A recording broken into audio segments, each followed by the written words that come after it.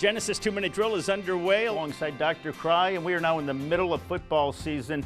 And one of those injuries that always looks painful is when a player goes down with a hamstring injury. Exactly what is a hamstring injury? Yeah, so your hamstrings are located in the back of your leg on the upper part. There's several different hamstring muscles, and an injury to that area is what we consider a hamstring injury. How about pulled versus torn?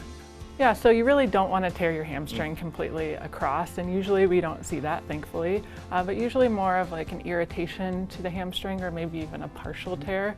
There is a difference in treating between like a complete tear all the way across and a partial tear, but that can be determined in your doctor's office. What causes a hamstring injury?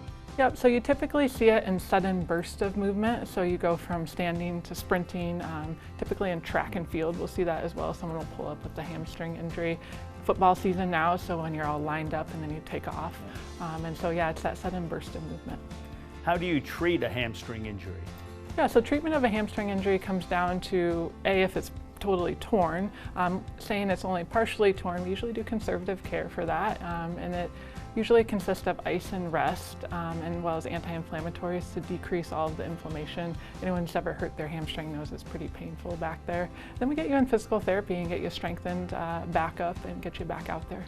And what's your timetable for recovery?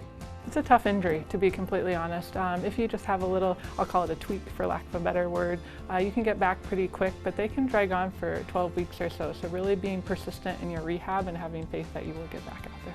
Great information. Thank you, Dr. Krei. Thank you. This Genesis 2-minute drill will be posted on ourquadcities.com. Check out the medical tab.